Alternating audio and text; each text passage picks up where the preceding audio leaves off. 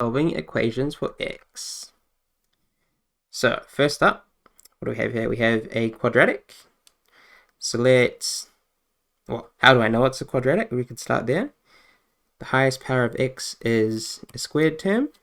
It's all in the numerator, right? So what I mean by that is there's no like fractions of x. Yeah, so let's start by getting it to standard form. So what I mean by standard form is this, where we have an x squared term, we have an x term, and we have a constant, and then we have equals to 0. So to get there, we need everything on one side of the equation, right? Which means we'd be left with 0 on the right-hand side. So in this case, let's subtract 2 from both sides, right? Which effectively brings the 2 across to the other side. And we're left with 0 on the right-hand side.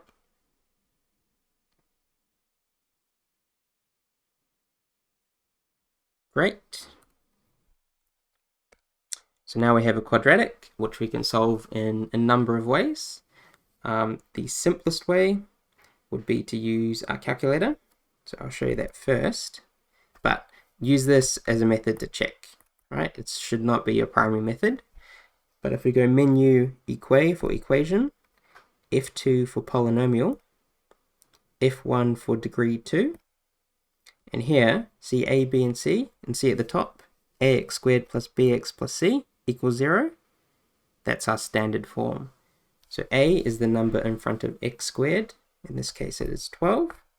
B is the number in front of x, in this case minus 5, right? So it includes the sign, and C is minus 2.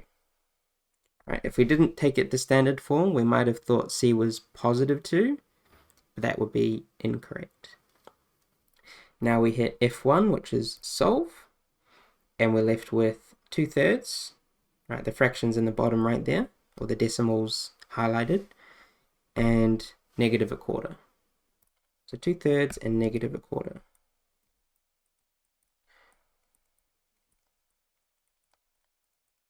So that's from our graphics display calculator. Right, so let's just start with that. We know the answer, but let's try it by factorizing. Notice the coefficient of x squared isn't 1, so it's a little bit harder than you might be used to, but the algorithm, or the set of steps to solve this, is quite straightforward.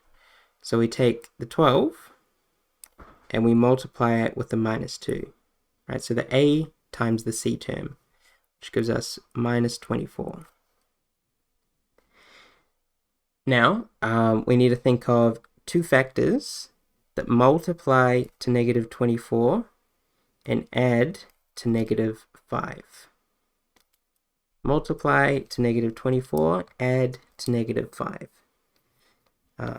So I can think of 8 and 3 might make a 5, right? 8 times 3 is positive 24. So it could be 8 times -8 times positive 3. That's -24. -8 plus 3. That's -5. Okay, those are our numbers. -8, positive 3. Now what we do with those is instead of -5x, we write that as -8x plus 3x. Everything else stays the same. So again, to recap that, we took A, which was 12, C, -2, multiplied them to get -24. We then thought of two factors that multiply to -24 and add to -5.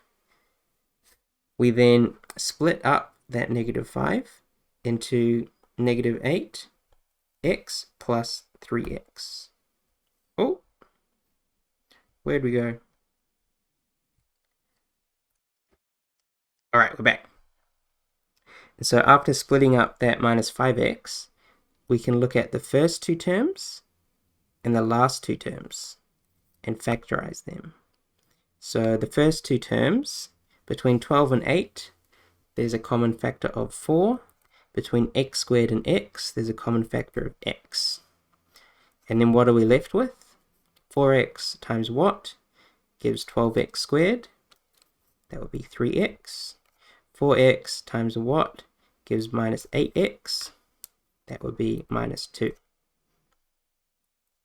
And then looking at the second two terms, any common factors between 3 and negative 2? No. So in fact, the only common factor is 1, right? And of course, we're just left with 3x minus 2. All right, we could check 1 times 3x is 3x. 1 times minus 2 is minus 2. So we call that trivial, right? It's not meaningful, but it's true. It's trivial. But why I did that and wrote it like that is now, looking at these two terms, we can see 3x minus 2 is a common factor. So we can write 3x minus 2, and then another set of brackets. So 3x minus 2 times what gives 4x times 3x minus 2? That would be 4x. Now 3x minus 2 times what gives 1 times 3x minus 2? Plus 1. Right, and that's why I pulled the 1 out just to make that a bit clearer, but you don't actually have to. So we factorized it, and now we can solve. So if something times something equals 0, that means one of the sets of brackets must equal 0. So either 3x minus 2 equals 0, or 4x plus 1 equals 0. So in both cases, solving for x, we could add 2 to both sides, divide both sides by 3. So x equals 2/3. On the other side, we could subtract 1 from both sides, and then divide both sides by 4. So x equals negative 1/4, which confirms what we got using our graphics display calculator. So well done to us. Now let me just make a bit of room. Now part 2. We have a fraction. It's alright though. We can convert this to a quadratic equation, which I know you know how to solve now. So to do that, in this situation, we can multiply everything by x, right? And why I chose x as opposed to x squared or 4x is there's only one fraction in this equation, and the denominator is x. So if I multiply everything by x, we've eliminated the denominator, which then simplifies the problem for us. So timesing everything by x, so x times x is x squared, 1 times x is 1x, minus 3 divided by x times x is minus 3, and then what's 0 times x? 0. And now we have a quadratic equation, right? It's even in the form ax squared plus bx plus c equals 0, right? Our standard form. So to solve this one, could try factorize it. We might get a bit stuck though.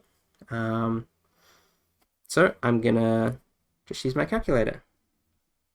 So menu, equate, degree 2. Oh, I was already there.